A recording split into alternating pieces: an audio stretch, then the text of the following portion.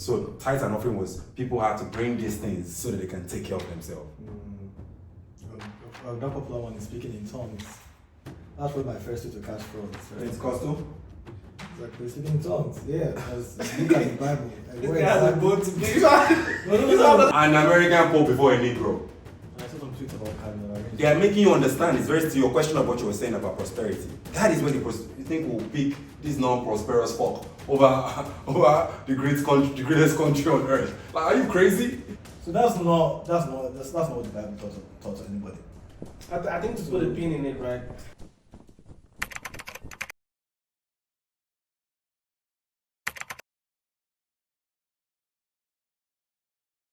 Alright guys, welcome to another episode of the Lugards. It's your boy Dalu here with Martin, aka Lugard, and Isaac. In a different Isaac, a new and different Isaac. So that's it. Producer. Alright, Get us started. we'll go. Quick fire. Segment 1. Why does the prosperity message resonate so deeply in Nigeria, where economic hardship is a daily reality? And how do we reconcile that with biblical teachings about humility and caring for the poor? For me, I feel like. And you can define prosperity gospel too. While you're at it. Like, what's this to you? Down for now. I guess to me, I think hope is a very important currency in a place like Africa with all the economic hardship and all the moral, political bankruptcy or whatever. So hope is a solid currency, especially in a place like Nigeria with all the economic issues and political issues we experience in the country. So that's something you can use as that's basically why prosperity preaching, prosperity gospel would sell. Despite the fact, I would say it encourages. You can encourage people to want to work harder in order to make money to achieve success. But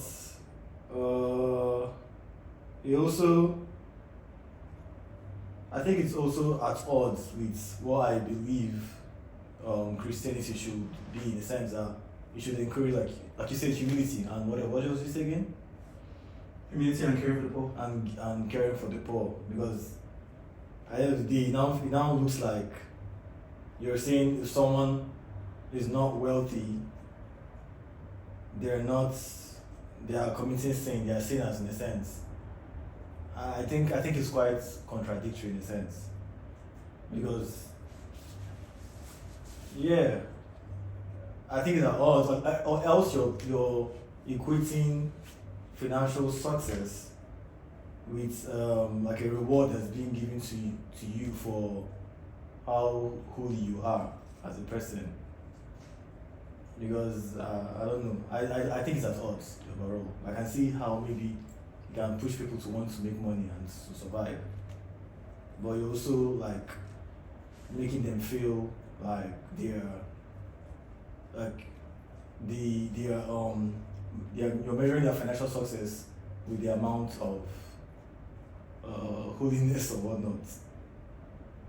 I don't know. I don't see how you can marry with the gospel, with the Bible, from what I believe Christianity should be. But it sells because of people need hope. People need to get their daily bread. So. Okay. Oh, is this guy transcribing everything that you're saying? Because it was just typing the whole time. What is it? Live typing, just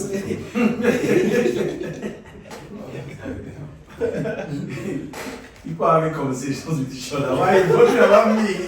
Like, you're looking at him.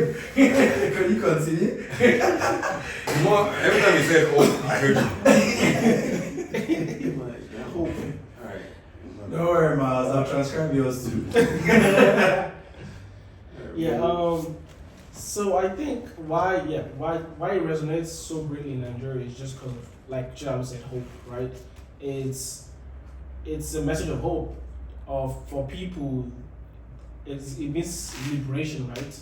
And for someone that's in poverty, hope means becoming rich, right?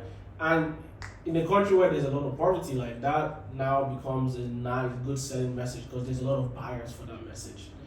And prosperity, like preaching, also exists in the US too, right? I think, but the big difference is that one nation doesn't have a resource course, right, while another nation doesn't, right? The reason why it kind of negates and juxtaposes against the conditions of the country is because there's like a resource course in Nigeria that made Nigeria the way it is, where there's just this big divide between the rich and the poor, right? And then it's kind of like if you see pastors flying private jets, like, oh wow, but like some of their members trek to church, right? So like it creates that ecosystem like that. But I think across borders and across internationally, like it's still a message of hope. It's just like, who are the buyers? There's more buyers for that message in a place where there's poverty versus a place where there's no poverty. And it makes sense in a place where there's prosperity, but it doesn't make sense in a country where there's no, like, prosperity is only for a few people, I guess. That's my take. what demographic in the US consumes that prosperity preaching most? It's a good question. I don't know. I think the US might be a very successful country, but it still does have a lot of poverty. Yes, I agree. So that's why I still say I was here too. Yeah.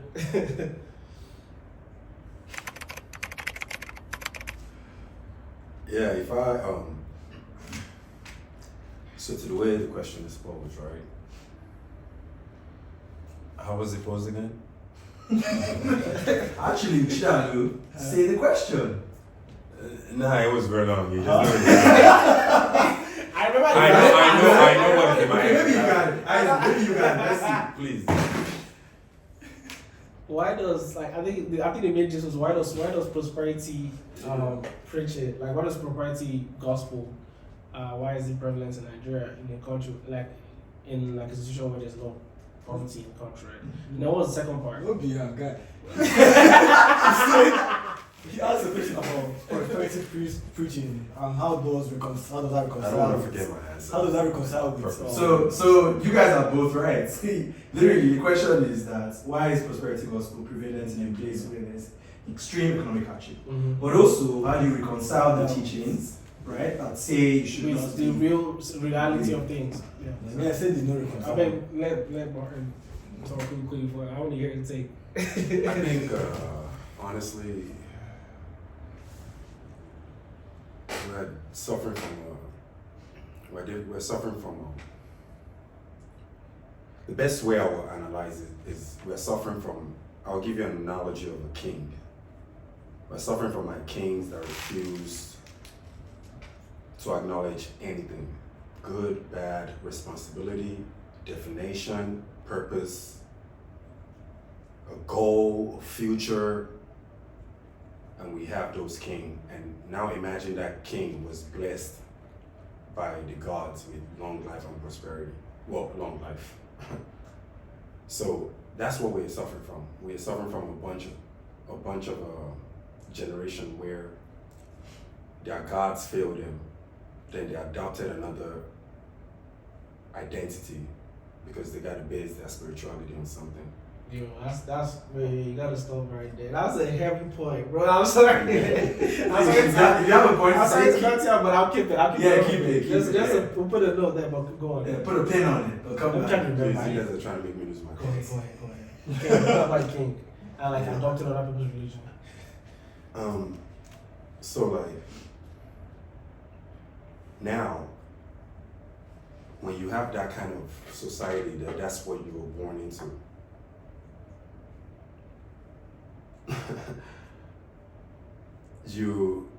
There's only so much you can amount to in comparison to if you have access to be able to see the world.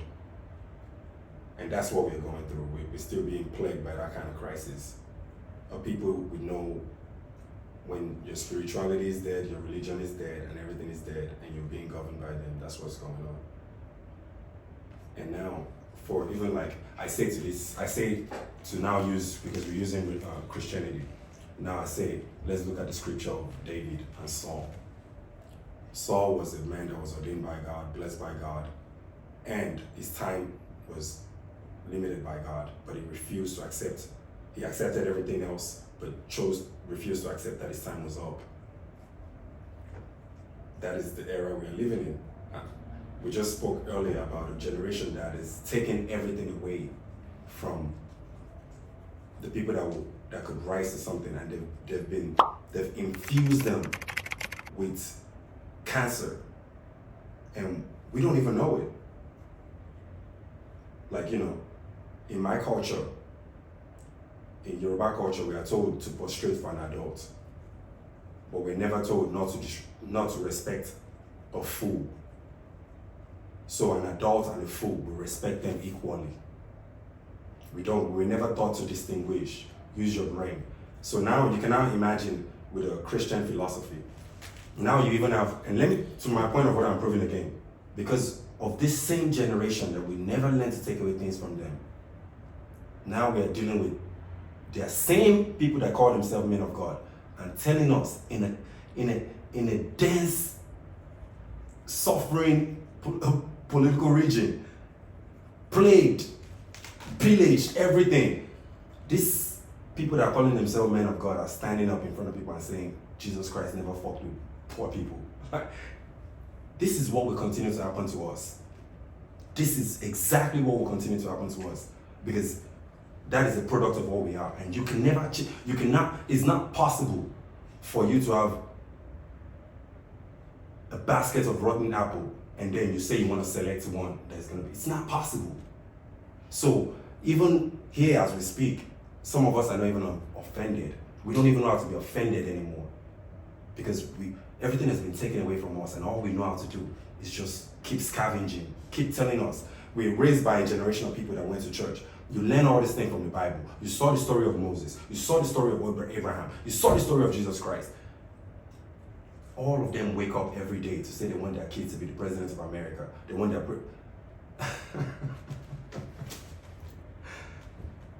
We're just a product of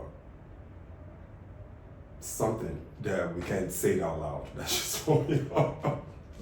So that's just what it really is, like, you know. And until a lot of us, until some of us that feel like we understand something, we have walked the journey. Like I said in one of our soliloquy that we're talking about, we have become the Moses. We have actually walked this journey, not letting a bum, a dumb ignite, camouflage as a pastor and talk to your parents. We need to break our parents from that old of ignorance. Truly, truly, we are what these people are reading in the Bible. But we cannot be it if we don't embody those titles. Like, because we are the Moses. We are the one that went to the land of the Pharaohs. We have learned. We have seen how things are done. And we are supposed to bring it back and consolidate something. And if we cannot be that, then we will be what they are, what these people are, and we will take away from our own children. And that's just how the cancer will keep spreading. Because what are we talking about? Like, what are we talking about? Look at the people that champion the Christianity that they say they champion. Go to England, beautiful. Go to France, beautiful. Go to Madrid, beautiful. But you are telling us these people gave you all these things, and look at where you are. So, question to that: Do you think that actually it's not prosperity gospel that's an issue? Is that prosperity gospel can be applied successfully, where places can, develop and be nice looking, like you mentioned. Yes, everything can be attained, but not with the cancer leading the forefront. Like these pastors that we have are not the ones that prosperity gospel don't make. No. These are bombs. What were you about to say? Sorry, I know you were like, man. Okay, so the point that was. I like going on segues. That's how my brain works. But like this is a whole different segment. But I want to come back to this conversation. But that segment was simply like adopting other people's gods, right? Mm-hmm. So one day I was just like sitting and I was thinking, and I was saying, the Bible is actually like the Old Testament is actually just a people's history, and it has a deity in it, right? Mm-hmm. And it's this specific people, right? And somehow like. I don't want to jump into that, but like, it's these specific people. And when he made the point about because our gods failed us, we adopted, like, I don't know if it was something like that, but like, it was something about like adopting someone else's God because like, you didn't know, like, you're hopeless, right? I was like, that is what Christianity is. Yeah. It is the history of these people and that deity was so powerful that they were able to win so many battles, and like, they were able to like actually do stuff that was almost amounted to magic. and this God that these people served, which was history, like happened to be the most powerful God at the time. I was like, well, that's a powerful She ass said God. that guy. I was just judging the bandwagon. I like that. That's a weird way to think about it. But like my brain, I like to think about things in 5 different ways, and I just like I don't come to the conclusion. I think we're conquered in several ways. We don't just conquered physically, we also conquered mentally as well. That is really. I mean, in history, if you conquer people, you adopt their religion. A lot of our parents don't see it that way, but they were actually their parents or their grandparents also were actually conquered. Yeah. Which is why they are who they are today. Yeah. So it's not like there are a special kind of people. Because I know some people like to feel like they are the actual Jews. I'm like, no, you're not really. You're actually just conquered. You know, it's not. We're not Jews. Not the kind of thing. I was waiting for this guy. We're not actually Jews. We're just conquered. Literally. So it's not. There's nothing special about it. But I want to come back to something that Josh said, right, about how this prosperity message works in other countries but doesn't work in our country, and this is not giving pastors a pass or giving people a pass. It's more like I think there's a situation that like kind of makes religion toxic in a way in Nigeria, and I think the underlying thing is not religion is not the problem. Religion like in Machiavelli, in like the Prince by Machiavelli, he says religion is the opium of the people. It's just something to give people. That's Karl Marx. Oh, I don't know who said that, but I can read it somewhere, right? Okay, I can check. But like, 100% but you know what that saying is, like religion is the opium of the people. Yeah. And you know what opium is like? It's like something you need to buy when you get it, all your trouble sort of goes away. Like this guy from Karl Marx. From Vikings. I know. But yeah, but back to the topic, right? And it's just like I feel like it's something like I've told people about it, and that's my theory. Is like it's called the resource course. It's we already have that course that exists, and I like everything else that just comes in contact with just gets toxic. So like we are blessed so much that we are cursed. Like there's a whole video I watched about the resource course, right? And just that's the problem. Like a country that's so rich and wealthy. But how does this exist? And it's just like a whole like a societal breakdown and everything. I felt like my analogy of we're the new Moses and we're the new Abraham. I think it felt like it went over everybody's head. That is truly everything that you're saying. Mm-hmm. Like the Israelites were not saved until Moses left Egypt. When he has learned, he's the only one that has learned geography, this, that from the Egyptians. Mm-hmm. He's the only one that could have taught them, that could have guided them. Mm-hmm. We are that now. Mm-hmm. Is what I'm saying. Until we go back in our homes and we tell our parents, like, calm down. You need to understand. This is what was played over you because you were traumatized, and we are supposed to heal them of their trauma. Right. We are supposed to make them see things, and then they will tell us things that they know, and we put it all together. But we are living in a time and era where we are still letting people that need to sit back and learn still govern. Mm. Question, Martin, have you met with any, I guess, older person and had this discussion? I know how you said it's sort of like a symbiotic relationship, right? Kind of learning from them and then also enlightening them. I'm just curious. Yeah, can you share a bit on that one? Just how they come with. Well, those are like. I mean, that's good to personal. But it is nothing to be said without being very intimate. Okay. So it's like. I guess to paint a picture, in your opinion, can that relationship be had and can that conversation be had easily? Amicably. Like great in terms question. of who we know who are. Great question. Great. I don't even. I'm with you. You're a Yoruba guy, innit? No, I'm Delta. Yeah, for real. Yeah. Like the way you pose that question, I could have sworn you were because Yorubas are plagued by respect. Right. So always respecting your adult. Now, great question to the thing you asked, right? And this is why I'm saying like we're like that question of the Moses, I'll keep emphasizing on that is over our head in the sense that like. I get what you're saying. And now in your Bible, right? What is the parent that will not listen to their child? What is a child that will not listen to his parents? Disobedient child, right? Now, what is a parent that doesn't know? In my culture, say that doesn't know when to give time.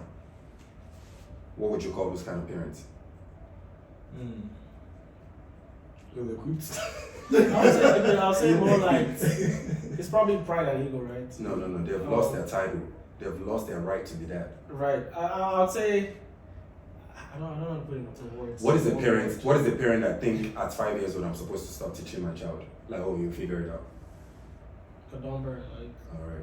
Exactly. So all of these things. See how you are afraid to say these things. It's part of the hypocritical genetics that's been put in us because we think we don't know how to draw the line between respect and hypocrisy. Right.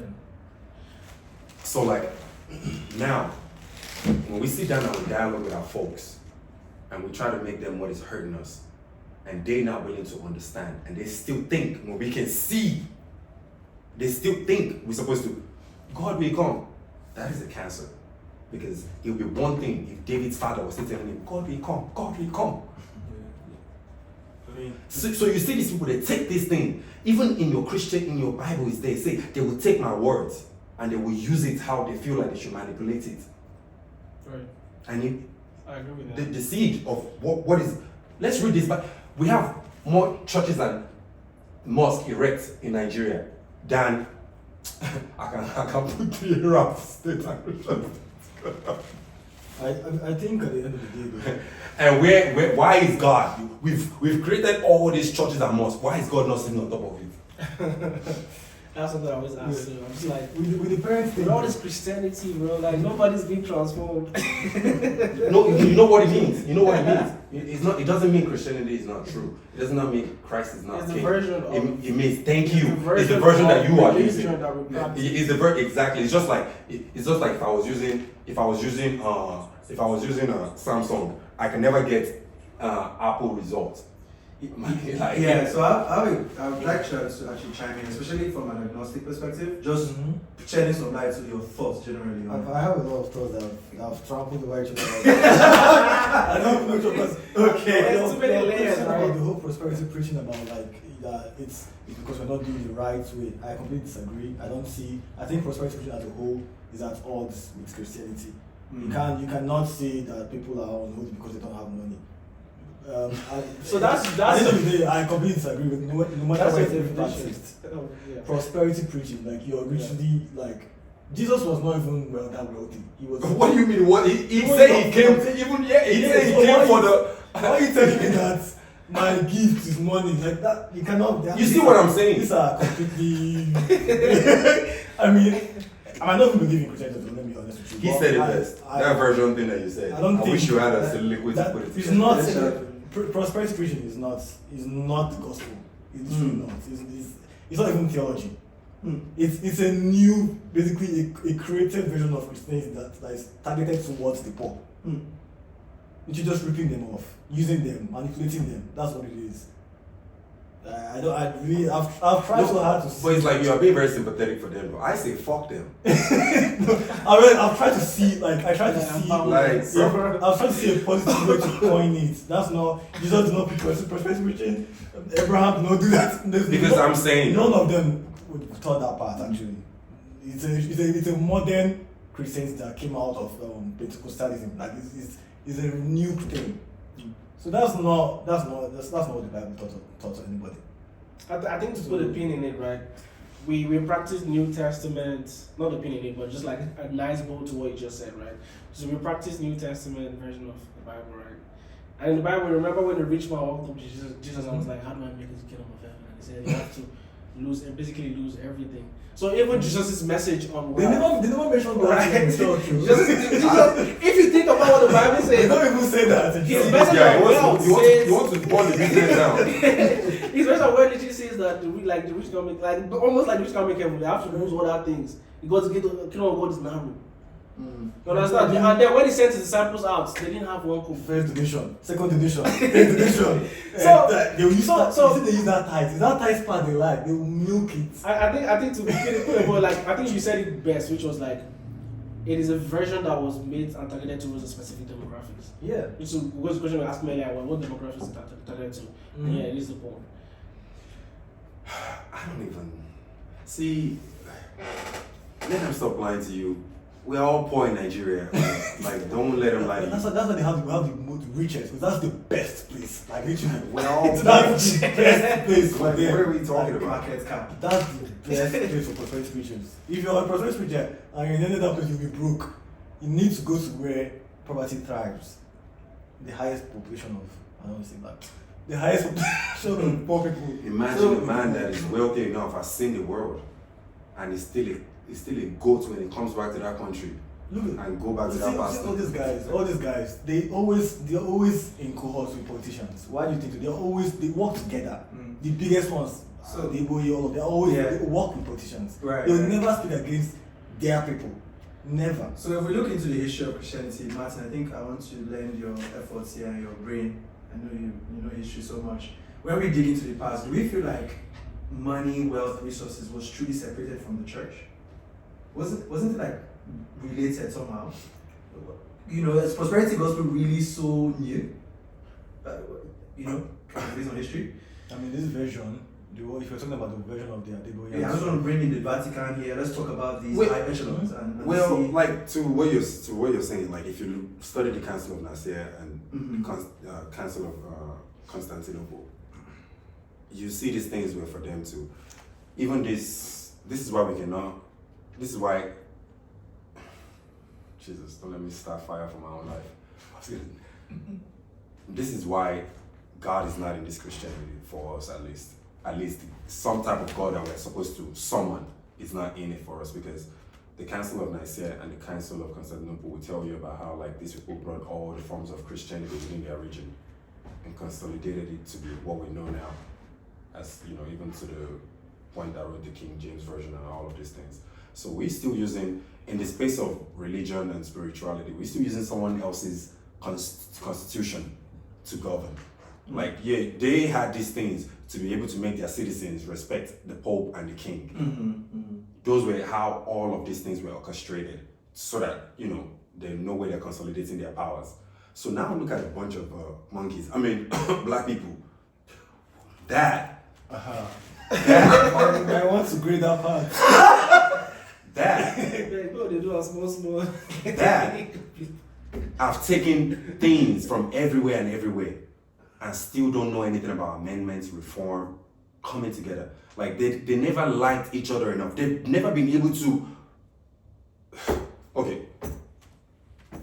Ibrahim Traore is going through what he's going through. Kenya hasn't said anything. Nigeria hasn't said anything. This hasn't said anything. It's just the same thing.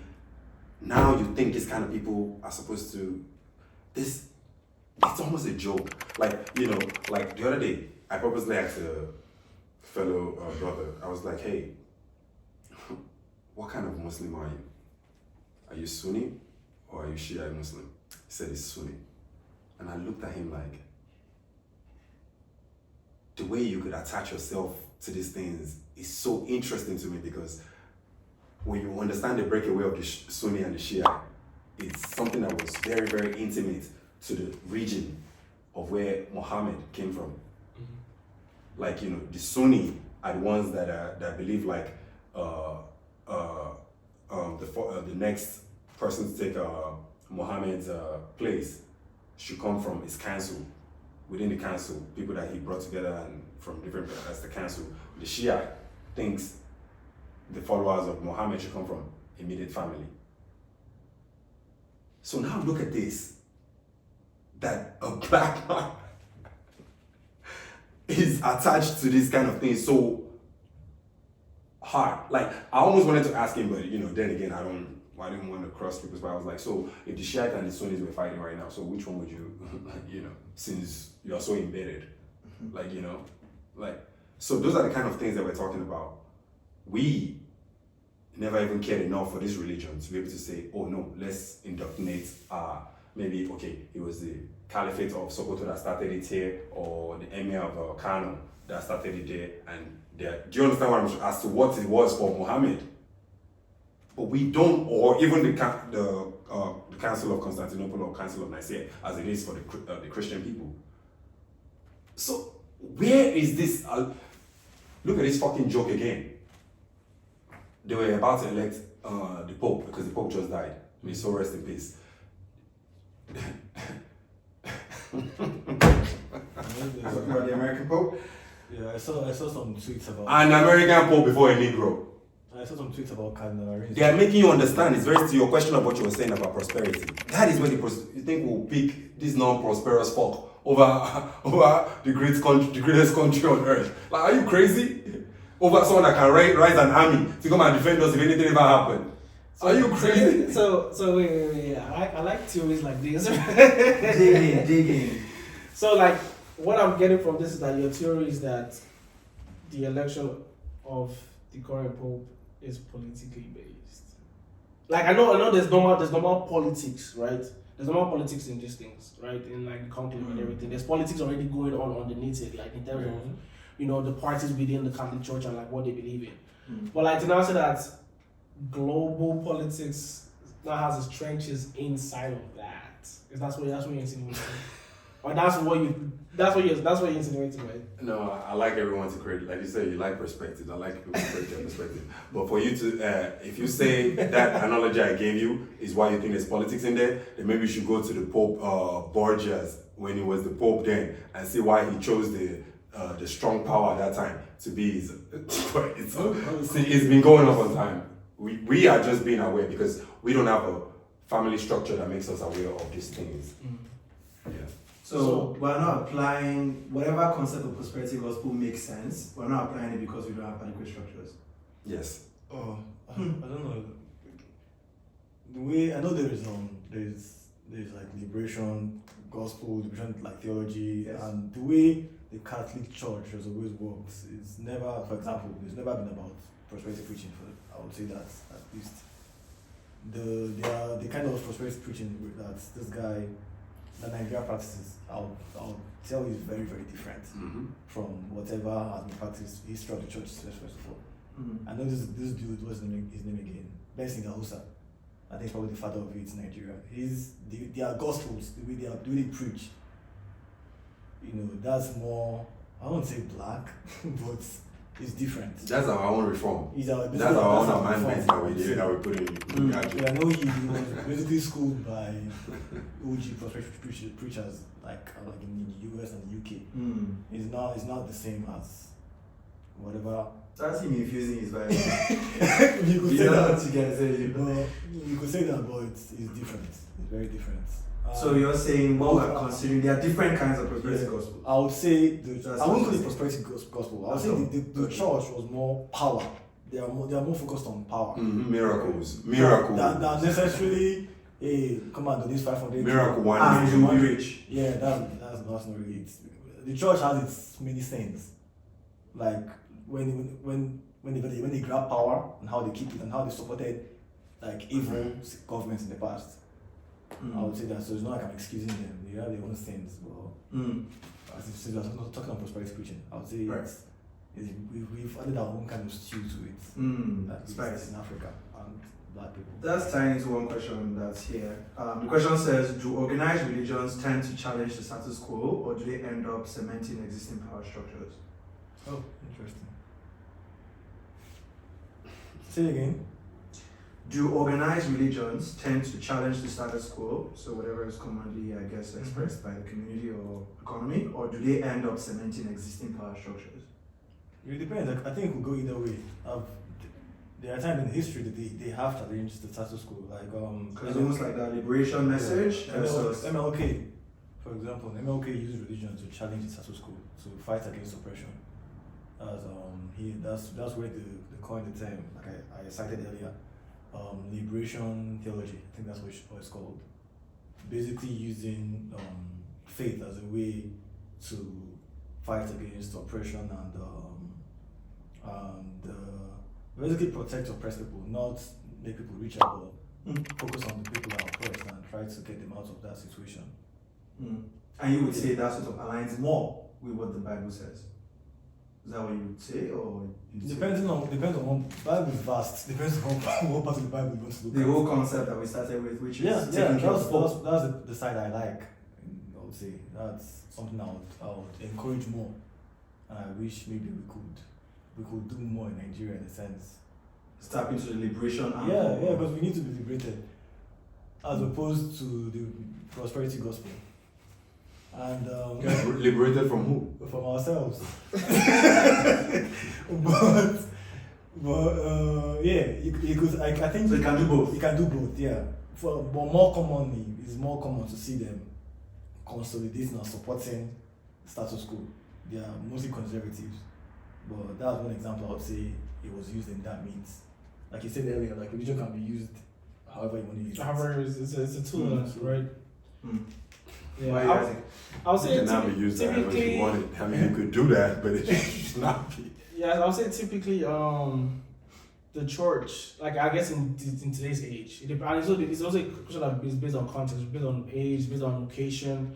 But I say in general, like if I look here, the church tries to stay away from the status quo just because like they could just hit them with a tax, like they could just like That's why that's really the idea, honestly. Finance. Shoot They're separation like- from states. Yeah, like we just going to do taxes. So like I think they try to mind their business. And then it also depends on like the country and the context. Like in some contexts, yes, it can be used to cement the status quo. Or I think in more senses they kind of just stay away from it and just like stay in their own lane. At least in like the modern day version of like. Is engaging with political affairs staying in their own lane though? Don't we find lots of pastors and churches actually align and disalign with political movements these days? Yes, that's also a common thing too as well, right? I would say,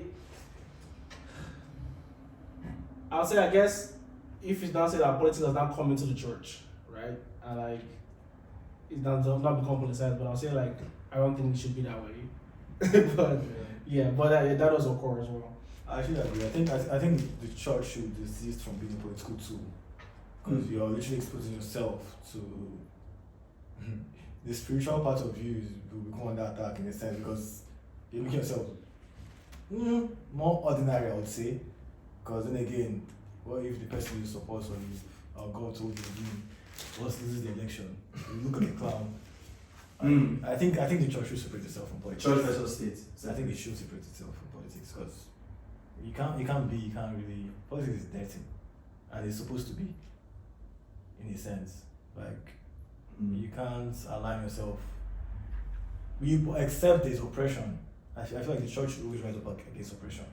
But rising against oppression does not mean you're becoming a political tool.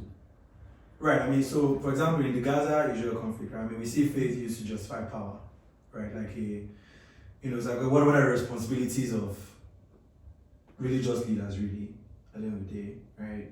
To speak out against global turmoil and killings and maybe unnecessary war, or should they not even meddle at all? I mean, the church is supposed to help you spiritual growth, help oppressed people, raise money to. They have a lot of work they can do. Sick people, raise money to help sick people. There are people that are dying. Raise up money, help them, like hospital bills, feed the hungry, guide, house the poor, homeless. They have a lot of work. They don't have to be championing for a politician. Matt, what do you think about religious leaders and political connections? I mean, any religious leader that has political affiliation They do. is corrupt. They are corrupt. I mean, not corrupt. Straight up. Not corrupt to the people, but corrupt to God, because they are supposed to be speaking for God. But Or what speaking on behalf of God. what so. if God tells them that that's the person they should He align did with? not tell them. I can guarantee you that. How did you know that? And the person wants to tell us how God told us. In what accent did you say? Same way, God not just tell Moses anything, he showed him how he would let people know he's the one. So, yeah, but a place of your spirituality is supposed to be a place where you build the man that you want to be or the woman that you want to be. So those are just a place for integrity, principle, and the things that you uphold. Now, you want the person that is in that field to represent you politically, is what I'm saying. Like, it's not like, so that won't be the person that is feeding you with integrity and spirituality and all that kind of thing. That will now be the face of that. No. You want someone with that congregation, and so that someone can protect their congregation as well. It's just the same way if you're in a congregation, you want, like when you're the tribe of Judah, there are people that want to protect them. Not everybody's just gonna be a Pharisee or anything like that. So but so that way everyone can be aligned in a trajectory of how they are moving. So everybody can be on the same cause. That's just what that is supposed to be, which is what we are missing in Nigeria or in Africa, or most parts in Africa, where, especially in Nigeria, where they're still talking about Muslim tickets or Christian ticket, which is barbaric. Okay. So I want to kind of play devil's advocate, Go ahead, and I'll run my final question here. Yeah. So we've seen in Nigeria where like pastors have tried to run for presidential office, right? Like that's something that's now occurs, right?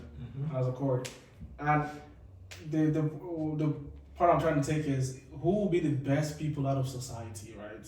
That's a great question. Challenge the status quo than these spiritual leaders who have amassed this following and is seen as moral.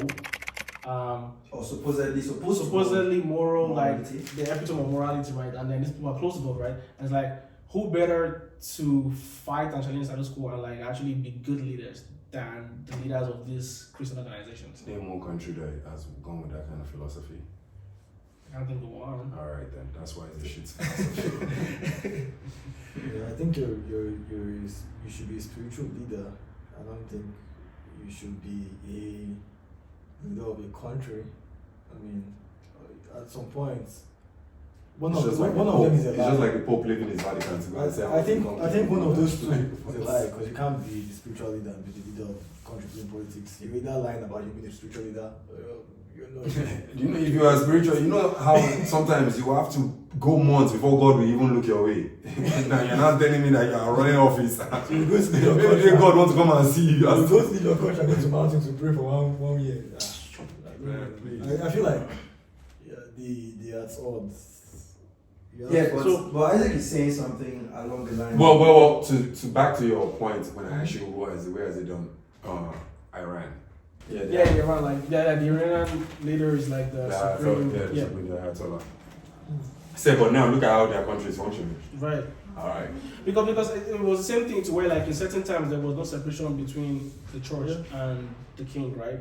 And you can almost see that can also still play in today's world, like you said, like No, there was always separation. There was always separation between the church and the king. That was until King Henry. Right. And then the two were brought together, right? That's what I'm No, saying. they never came back together. No, what I'm saying is like there have been times in history where the church, like a king, has been seen as a leader of the church. as a leader of church too as well. No, it was until King Henry VIII when he wanted to. He had a burner that he can't let it go for Anne Boleyn. That's when he cancelled it. Before they're all represented under the Pope. Right. Like even before if you wanted to become king, the Pope will have to. You have to like be the one to like. I mean, I think the greatest case of that is like the UK now, right? Like how the head of state is still the head Yeah, of the church. so King Henry started Protestantism. Right. Yeah. Mm-hmm. And this is something that a lot of Protestant church pastors cannot even tell you who's their godfather. But they're everywhere in Nigeria. Yeah, Nigeria has everywhere. But I promise you, maybe that's what we need to do. We need to just carry mic and just go to one of the hey, please, who's your founding father? Because I know they will say God. Can you imagine? And this is what we took into Africa, and we're now expecting God to show you prosperity.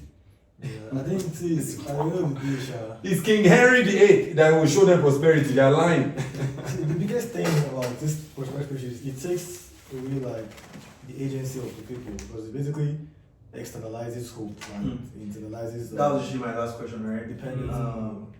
Has prosperity theology weakened political and social activism in communities? 100%. So that's Yeah,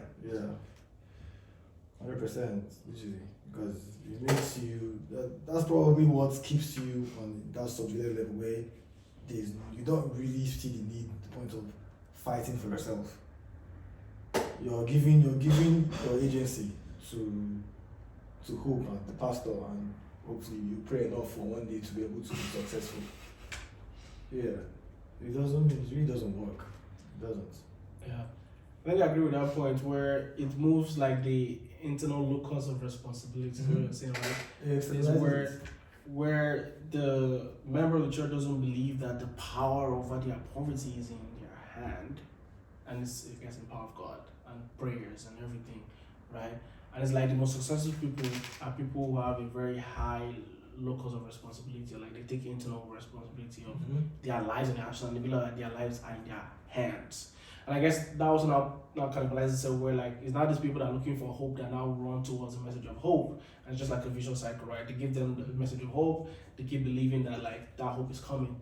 And I guess doesn't mean that these people have lost value in themselves and their ability to like I like live that. life. So from that analogy, there's no difference between someone that goes to sporty bets and goes to church and pay tithes and offering. Bro, look at this. They'll say that. Yeah, exactly in the same. They'll tell you, I understand. No. Actually, no work. Actually, it's more sure for that sporty bet. Yeah. Because if he knows his hand, he You know, knows. because think about this. They don't understand the concept of time. We're talking about I understand that no work, all work and no play, blah blah blah. You still say that, but you still spend half of your time in church and trying to like pastor, and now spend tiny amounts of the time actually working, and you're expecting to be as rich as I don't need to tell most as rich as Like these people can't even tell you why offering was given. there's no accountability. Like they don't even accountability. they don't even know why tithe and offering is given. Like these people don't even know, and none of their pastor. I don't think I've never heard one pastor given the history of tithe and offering. Give us. Tithe and offering is so that the citizens, the Pharisees, were the only one that were allowed in the temple. Why? So that the Pharisees are not contaminated by day-to-day hardship. So they can always have their mind clean and conscious for God. So tithe and offering was people had to bring these things so that they can take care of themselves. That popular one is speaking in tongues. That's what my first way to catch fraud. Pentecostal? Exactly, speaking in tongues. Yeah, because look at the Bible. This guy has a boat to be. He's not nothing to do with prosperity. He said I must drop this point about tongues. Kind of similar to the which most people actually don't know, understand what tithing is. Yeah, but same way, like you see someone in blah, blah, blah, blah, blah. First of all, when Paul was speaking in tongues, people who are not Christians, everybody there, every single person there, who have never heard of Jesus, guess what they could all do? They could all hear him. The miracle there was, wow, this man does not speak my language, but he's praying for me, and I can hear what he's saying. In my language? In my language, despite the fact he doesn't speak it. But every single the term is there. Speaking in tongues. It language. means, you just spoke in my tongue. That's it, right there. That's crazy. But Nigerians with nobody in the church. Shebo. Is the exact Shakamanga. Bogo. Exact Bogo, Shogo. You're literally your pastor. Shanda. Evidence of fraud right in front of you. I think that's what to say. Oh, he spoke in tongues. Yeah. You didn't speak in tongues. On that Tuesday service. Yes, bro. There's a service in Nigeria where they only come and speak in I'm tongues. not even fighting against Bro, it. literally. Like you said, it was like there was people that could understand what he was saying, right? Like that's what the verse says. It's like why is that there's never anybody that can interpret what the other person is saying in the church? Because they are talking rubbish. So maybe we should have give them that benefit of that. Maybe the interpreter has not yet arrived. Like The people who understand it, yeah. You know what I mean? It's an angle. I think what that church needs to be praying for is for the Rosetta Stone. It's all that guy does. Because anointing is just being. We're being wasted. Nobody can take it to God. Nobody can take it to God. But yeah, it's fascinating. It's speak fully. No, but like to what he just said, which is a great point though. That is something I was plagued by. That is something each and every one of us here was plagued. We went to like Tuesday speaking in tongue services, like literally. Imagine my mother, all the people I respect, and one con artist can get all of us out of our house on Tuesday to come and just to come and say rubbish to each other for 1 hour and go back home. It actually shows you the power. Yo man. Communal shows you the power of communal enforcement. Yeah. It's amazing. It's amazing. No, I'm not above it. Everybody's saying I'm a victim. And then several parents will come and sit down in front of this pastor that has been sweating, just say rubbish all day and say, that was very powerful, pastor. Oh, God. Alright, let's end on the high. What is some positive form of communal reinforcement you've noticed in Nigeria? This doesn't have to be religious, it could be whatever. You can go turn by turn. It doesn't have to be just Nigeria, South Africa. Yeah. Whoever has it first can start. Let's end the nice one. Yeah, dude. Come on, guy. They You can be small, man. Like, I mean, you've got the Sahel nations now. Maybe there's something there, communal. Hey. Okay. For some reason, Nigerians believe that we're all, that we can thrive anywhere. Yeah, we have swag, we have aura. Yeah, we have aura that no matter where we go. I came here being very, very confident and proud of the fact that I was Nigerian. Like, I see other African countries when they come to the US initially, even by 2014 I was still new. I felt you could see how maybe timid and awkward they are. But one of the first things I noticed when I meet my own people, like that guy, like how the confidence in their struts, they are walking very confidently.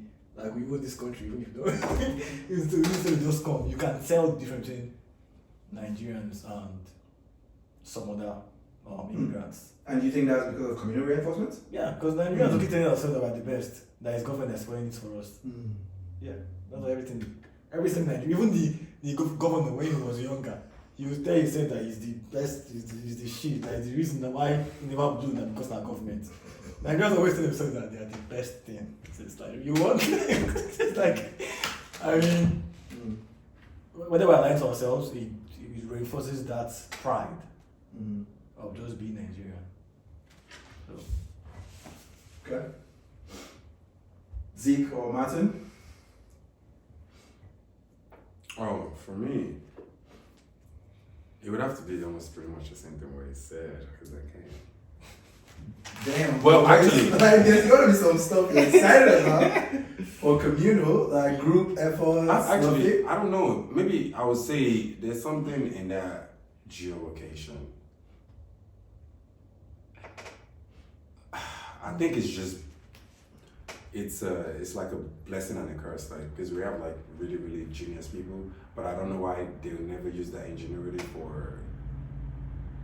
It's always limited.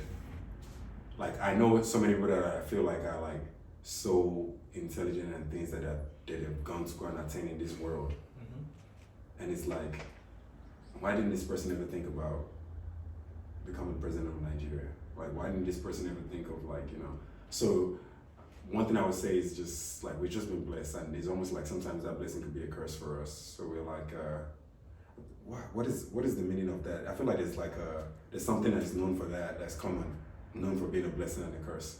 A genie. I feel like maybe that's where we are, man. So the communal reinforcement part is it for negative? You're saying then, or No, I'm saying it could be either or. Okay. That's what I'm saying. Like because like I'm saying, we have a lot of geniuses. Now it's up to the genius, whatever they decide to.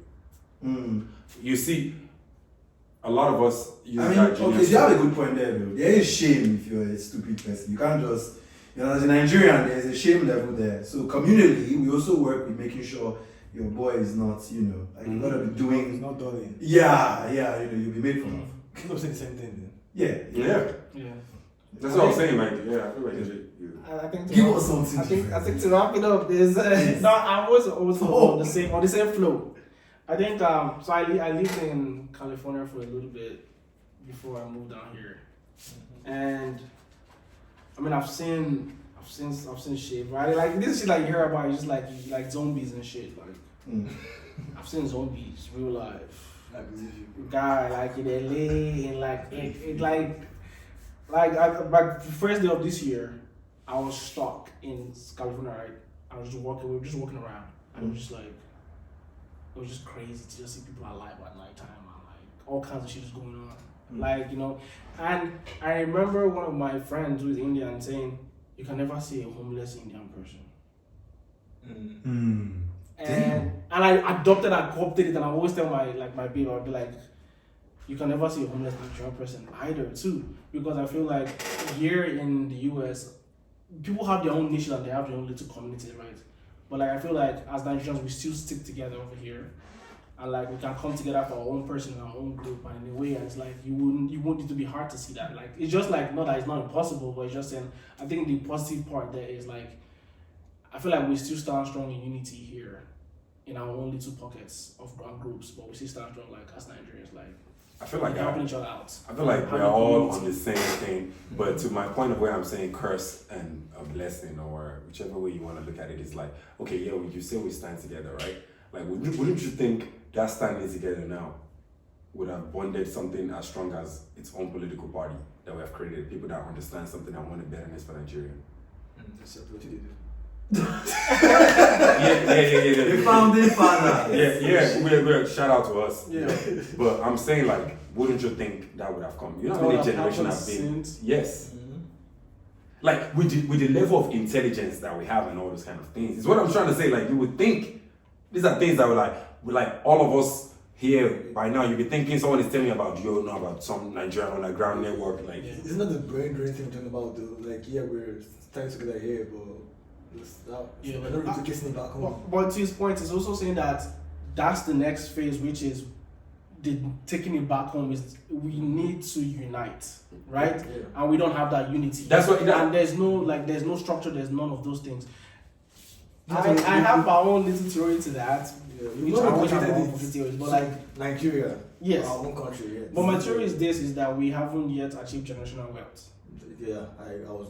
Is when you have generational wealth, you can take on, and it's not say it's a side mission, but you can take on things where like you don't have to worry about like your life. I hear what you're saying, but So it maybe that's why. goes back to what I said earlier. No, if anything, we are losing that generational wealth. Yeah. This it's been more paramount a long time ago, and now it's becoming very highly deficient. I promise you, things will be a lot harder for Nigerians coming to America now, or the newer Nigerians in here. I think I promise you. I think we could also do more as a group. Like, let me say, for example, like I see like all these Indian groups like this. They will have like WhatsApp groups with like lawyers that help out their folks immigration wise. But what the hell do we have in our own dating stuff? That basically. That's what I'm trying to say to you. You see what? So it's almost like I mean, to what you're saying. I'm with you. It's almost like the head and champions of this unification of youth that we see that is existing is done by clowns and fools, like people that are just hip, and because of that they could bring things together. But when they bring things together, it's either for their own selfish purpose, Right. or just because I'm hip and I'm doing something. They can they have their influence. Nigeria, especially Nigeria, has to detribalize. That's one thing I've always been saying. We do have to detribalize ourselves, because if not, I don't think we're going anywhere. How do you? But look at the point of what you said. Look at someone like Nnamdi Kanu has been outside of the country. He cannot be. He has been outside of the country, Yeah. and all you could do was bring back tribalism. Yeah, that's some for the fact. No, for the fact that he came. I'm telling you, it's a curse and a blessing. I'm telling you. He came with his still shows we're not there yet. For the fact that none can become Because of that drive to should not, because we're not going to move forward. The fact that he still has people. Yeah, that's the problem. People that suffered a time period. Imagine people that suffered a time period, and you're still a heavy follower. I would understand if Nnamdi Kanu was like Alexander the Great, and he was preaching, the youth, we need to rise and this kind of stuff, and people were behind it. This man is preaching division. Not even division. Please, division will make sense. This guy is saying some things that is like, normally, if we are highly educated, if the education density within our country is high, someone would have stood up and slapped him. It's just the same way as someone can see Bush coming there and chatting rubbish in their country, and he took a shoe and he was like, bro, what are you doing? Somebody saying, I did not see Buhari. Buhari is not, that's not Buhari, he's a clone, he's from Mali. Can you imagine? the fact that that kind of message is sent and people are I'm running with it. Your mass popular, it becomes a mass narrative within your country. That's a level of education and illiteracy within your country. So I don't want to go too far. Let's close out again for the points that you guys are making there. If there was a point on going back and taking what you've learned, how will you tackle the religious angle though? Since we know that that's what the general topic is here, is that's taking a toll, or rather it's huge in conversation in Nigeria. Tax churches, and once they find out someone is there were a bunch of Lagos fake what's it called, miracle people who only get paid to perform miracles.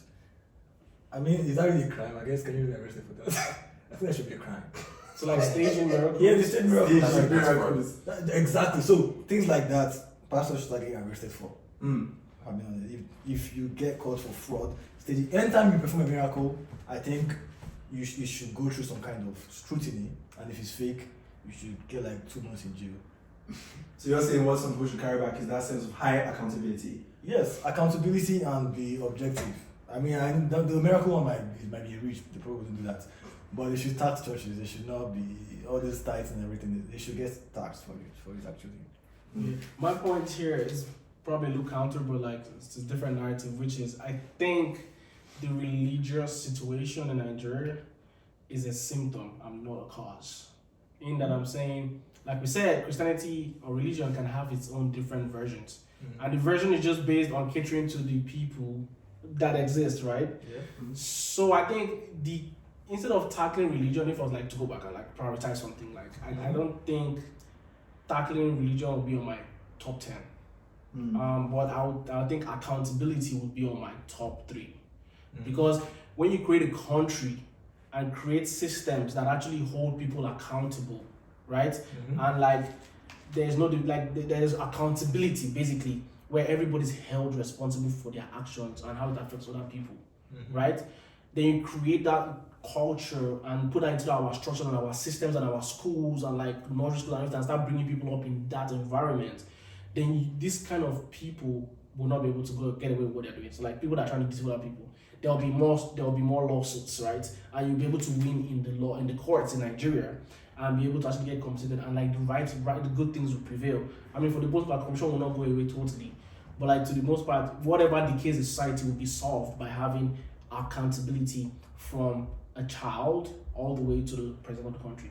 Yeah. And when we create those systems, first of all, I think starting in our courts and our judicial systems, and make sure that those things work and there's balances, all right? And then that trickles down into I think in general, Nigeria needs almost a mental reconstruction. Everybody needs to be reprogrammed from a deep part of their, but everybody needs to be everybody needs to get on the program. I love what you say. And I add one thing, another thing for the young men, I think also marry intelligent women. So the women that we continue. I think marrying intelligent women is very, very important, because at the end of the day, this is how you see very, very intelligent men having very, very stupid children, because at the end of the day, they take on much their moms. He said his mom, I said my mom, mothers are very, very important because they spend more time with the child actually. Happy Mother's Day to Happy Mother's Day. This is said Happy Mother's Day. Mother's Day, so happy Mother's Day to all the moms out there. I think intelligent people should marry. Why this episode gets out? Intelligent people should marry intelligent people, because think about all these the Jews, what these generational wealth people. It's always powerful men, women coming together. Okay. I can see that. Yeah, Rothschild, powerful men and women coming together. It's not this. We have this very, very bad behavior, a very successful man, well-educated man, just because of ego, you go and pick someone from very, very poor background, poor education, because of maybe his ego, and feel intimidated by another intelligent woman. I think that culture should stop. We should get rid of it, really. If we want to build powerful families, we should think of generational wealth as black people. I think we think too short term. Our people think too short term. I think it's poverty that causes it. But I think long term thinking is what we should always look to do as black people. As I say, marry intelligent people that will help you build your family. That's really it. And I agree with everything you said, honestly. It starts from home. Alright. Martin, give us a wrap. Yeah, wrap us up. I mean, I guess like some of the stuff that you said were like right. It's just interesting that you said religion wasn't the problem, because religion is the only thing that can solidify those accountability that you're talking about. It's just because religion has been misused, and it goes back to, like I said, the provision of our generation. And even the ones that were supposed to represent those gaps didn't know what they were doing. Maybe it's not their fault, but what would I do to these people? I know what I would really do though, but let's just make jokes. This guy get evil, man. I should bleep that part. I would say, because unlike, since we are like the last in this race game that is put in front of us and we don't understand, religion was the first form of education, was the form of balance, was the form of everything. Now look at a group of people that lost their religion, adopted another religion, and didn't even understand the religion. So you understand this homework is not complete. That's also education. So it's a bunch of people with degrees, but they're not using it. But for me though, I won't be mad at the pastors. I won't be mad at them. I'll take one thing you said. I'll make it very easy to be able to sue a pastor, and you will most likely win. By God's grace, you will win. So I will make it very, very accessible for a pastor. Like, even the pastor sneeze on you. I'll make sure there's easy representation of anybody that can help the person win the case. You don't have to pay, it's free. Then we will see if it's true. Then now, boom, systems. Now, the ones that we will defend are the pastors. That I don't care. It's up to you. This is between you and God. I will never be able to fight God's battle for him. But I will put some things to see if this fraud that you want to do, you take your time to put it together. You know some basic things. You know the history. At least people that are going to your church, I can trust you to be able to teach them history. So I'll put some historical criteria. If you fail it, we'll tell you don't open this church, but you can open it if you want, since we'll not stop you from doing the work of God.